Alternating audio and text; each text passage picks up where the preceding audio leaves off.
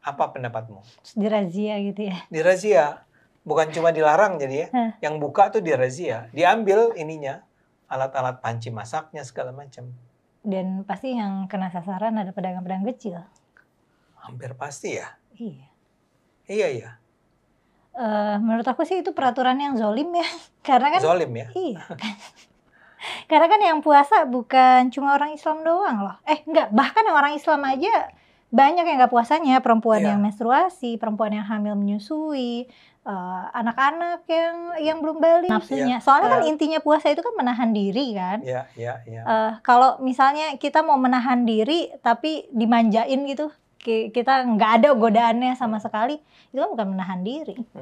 Harusnya kan berpuasa itu membuat kita menjadi rendah hati gitu. Karena kan kita menjadi rentan gitu. Udah gitu kita mah lagi lapar, tapi nggak boleh marah-marah, nggak boleh gosipin orang kayak gitu. Oke. Tapi itu tuh menurutku masih apa ya? Ada nuansa superioritas gitu. Kalau kita puasa tuh, iya nih gue puasa nih, jangan bikin kayak suka dengar nggak misalnya, jangan bikin gue marah nih, gue lagi puasa gitu. Jangan marah aja gitu. Iya benar. Itu bagian paling sulitnya dari berpuasa sebenarnya kan. Ya apa tuh? Yaitu menahan diri yang beneran menahan diri. Termasuk menahan diri dari rasa sombong tadi. Merasa superior karena gue puasa, lu semua yang ada di sini harus menghargai. Jangan ada yang makan, jangan ada yang minum, warung tutup. Iya. Hormati orang yang tidak berpuasa. Itu adalah judul yang tertulis pada podcastnya Kumaila bersama Ade Armando pada Cokro TV. Videonya berdurasi sekitar 38 menit ya, seingat saya itu kurang dari 40 menit. Dan saya sudah menonton semuanya dan surprisingly tidak ada perkara yang nyeleneh dari apa yang dikatakan oleh Kumaila dan perbincangan dengan Ade Armando. Ini perbincangan dua orang yang saya lihat mengkritisi bulan Ramadan bukan dari segi syariat, dari segi ibadah formal, bukan pula dari segi teologis, tetapi mengkritiki bulan Ramadan dilihat dari segi culture ya, kebudayaan atau kebiasaan yang ada di negeri kita, di Indonesia. Jadi kritik seperti ini yang saya harapkan dari orang-orang seperti mereka. Ini adalah kritik yang memang bisa ditujukan oleh orang-orang yang tidak memiliki kapasitas di dalam memahami syariat. Nah, kritik seperti ini bagus begitu, dia membangun. Nah, akan kita bahas ya, akan kita ulas. Jadi saya itu surprise ketika melihat pembahasan ini begitu cair dan tidak menyinggung siapapun begitu. Apabila memiliki pemahaman mengenai syariat. Jadi di antara hal yang dibahas oleh Kumaila itu, yaitu di antaranya tentang menghargai ya pada bulan puasa. Jadi kenapa di beberapa daerah tertentu ada warung yang harus tutup begitu? Itu kenapa? Malah dipaksa untuk tutup. Padahal apabila orang tersebut berusaha dalam pengertian pemasukannya itu ya cuma dari situ, dan orang-orang suka mengatakan 11 bulan itu masa tidak cukup untuk menabung selama 1 bulan jangan jualan, itu tidak bisa diterapkan kepada semua orang memang begitu, karena kebutuhan orang itu beda-beda. Dan kalau kita lihat dulu secara syariat, tidak ada syariat yang melarang orang berjualan. Yang adanya itu kan tolong menolong di dalam keburukan, di dalam kejelekan. Nah, itu sudah saya bahas kemarin ya. Malah Profesor Ahmad Zahro pun mengatakan hal yang serupa. Jadi ini bukanlah perkara yang secara syariat dilarang berjualan pada bulan Ramadan itu. Justru yang seharusnya dilarang yaitu berjualan tatkala sedang sholat Jumat. Nah, itu seharusnya yang ada ditutup itu, karena kalaupun terjadi jual belinya itu tidak sah, yaitu menurut madhab seperti itu. Jadi ada perkataan yang menarik di sini, seharusnya yang menghargai itu bukan orang yang tidak berpuasa menghargai orang yang berpuasa, karena di situ terlihat ada arogansi. Memang betul ya, apalagi bahasanya ini enak banget saya dengernya itu. Jadi gue puasa, lu jangan makan di depan gue begitu. Ini kan lucu sebetulnya. Nah, memang seperti itu ya. Apa? Nggak perlu juga seperti itu. Nggak harus orang itu memaksakan orang lain begitu. Bukan dalam pengertian kita tidak harus dan tidak boleh menghargai orang yang berpuasa, bukan. Tapi kita itu tidak harus menuntut orang lain untuk menghargai kita gitu, orang yang berpuasa. Tidak perlu dan tidak harus. Dan ada yang ada yang menarik juga tatkala Kumaila itu mengatakan bahwa di dalam puasa ini itu yang pentingnya itu esensi dari berpuasa seharusnya nilainya itu meditatif ya, bukan festif. Jadi harusnya itu kita malah lebih tafakur kepada diri begitu, bukan malah menunjukkan hingar-bingar keduniawiyahan, dan itu yang terjadi di negara kita di Indonesia. Dan saya tidak sepenuhnya membenarkan perkataan ini ya, karena kalau misalkan kita mau lihat yang namanya puasa ini adalah hukum syar'i, maka esensinya itu ya tidak ada lagi esensinya selain mengikuti perintah Allah Subhanahu wa taala. Ya esensinya di situ. Apabila misalkan nanti ada meditasi dalam pengertian itu sifatnya harus meditatif dan lain sebagainya, itu adalah fadilah. Makanya kita mengatakan bahwa yang namanya puasa itu ada yang umum, ada yang khusus, ada yang khawasul khawas. Nah yang khusus dan khawasul khawas ini bukan esensi sebetulnya, ini fadilah. Esensinya itu ya pada mengerjakan yang syariat itu. Ini dalam kacamata syariat.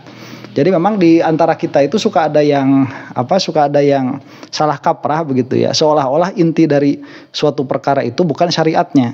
Padahal intinya itu ya syariatnya. Makanya tatkala syariatnya ini dilaksanakan, yang lainnya tidak dapat ya nggak masalah. Jadi kalau misalkan ada orang ini puasanya pada puasa am begitu ya, dalam pengertian dia menahan semua perkara yang membatalkan puasa dari terbit fajar sampai terbenamnya matahari, itu nggak ada masalah. Meskipun misalkan dia masih memiliki hasrat-hasrat duniawiyah sebagaimana di luar bulan Ramadan. Nah itu tidak dikeluarkan dari agama. Jadi esensinya yaitu. Makanya kalau kita mengatakan esensi dari sesuatu itu kan hakikatnya sesuatu atau mahiyahnya sesuatu. Nah di dalam ilmu fikih itu ada mahiyahnya puasa itu apa? Mahiyahnya puasa itu yaitu menahan semua perkara yang membatalkan puasa dari mulai terbit fajar sampai terbenam matahari. Dan tidak akan bisa kita itu berpuasa apabila kita tidak mengetahui hal-hal yang membatalkan puasa. Nah kemudian ada perkataan yang menarik lagi dari Kumaila itu yang saya ingat. Ada pertanyaan dari Ade Armando begitu ya, pertamanya itu.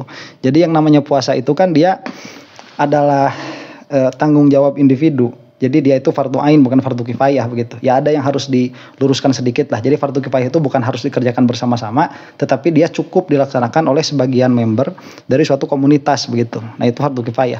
Jadi inti dari perkataannya itu, kalaupun saya tidak puasa kan tidak apa-apa. Begitu. Itu kata Ade Armando, itu kan obligationnya kenanya ke saya sebagai pribadi. Nah saya puasa mau tidak kan nggak jadi masalah. Kemudian saya takjub dengan jawabannya Kumaila itu ya. Dikatakan ya emang nggak apa-apa nggak puasa, tapi dia tetap berdosa. Nah ini di dalam ilmu kalaf, di dalam ilmu tauhid memang seharusnya begitu ya. Apabila seorang mukmin itu dia diperintahkan sesuatu oleh Allah Subhanahu wa taala dan dia itu malas untuk mengerjakannya, dia itu bukan boleh tidak mengerjakannya. Tatkala dia tidak mengerjakannya yaitu maksiat. Tetapi jangan sampai dianggap itu tidak apa-apa. Itu harus diyakini sebagai perbuatan dosa begitu. Nah ini sangat bagus sekali.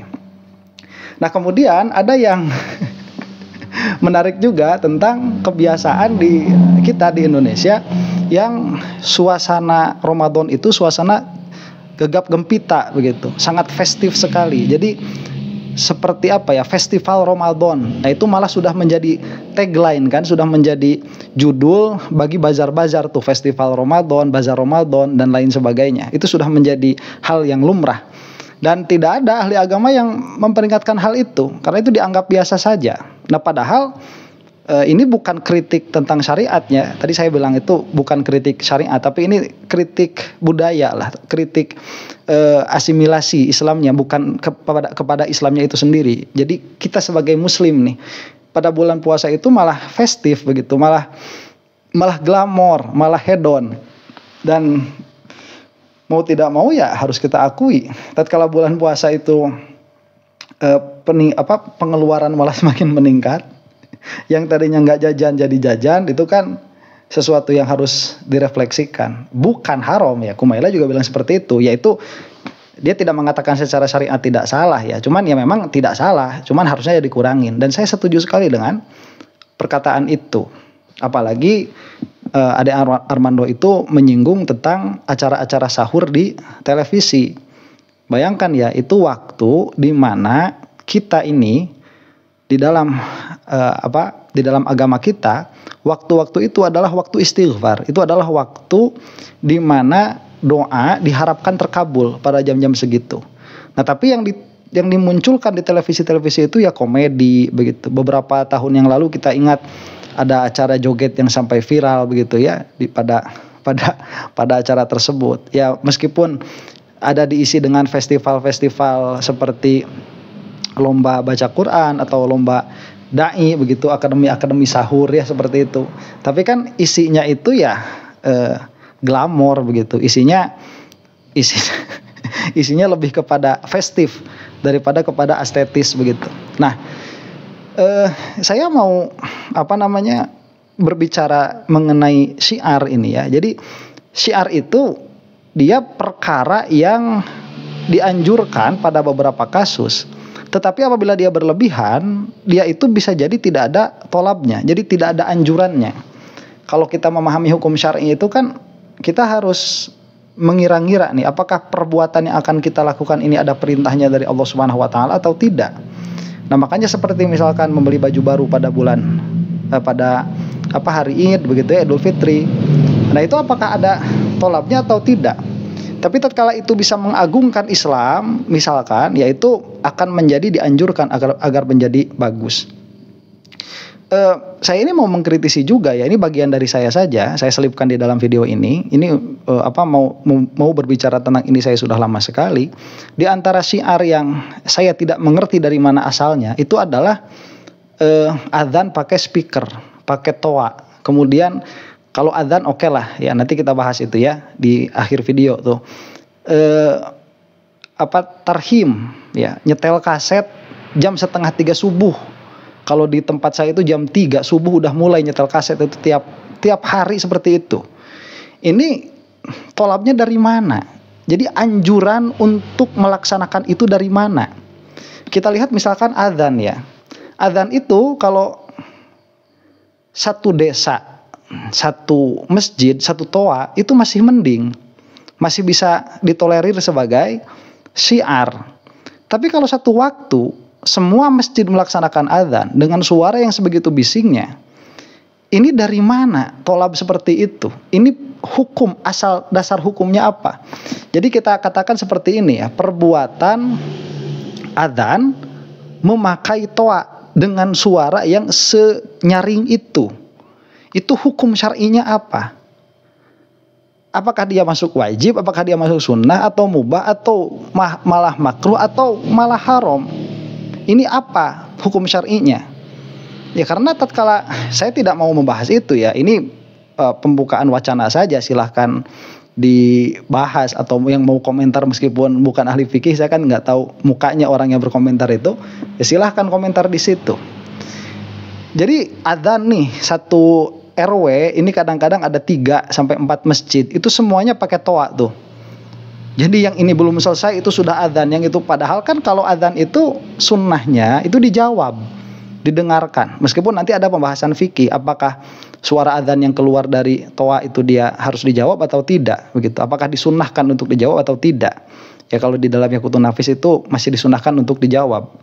Nah, cuman tatkala kita mendengar adzan beberapa banyak seperti itu, ini bagaimana? Belum lagi banyak orang-orang yang apalagi zaman sekarang ya, waktu istirahatnya itu kan tidak tentu.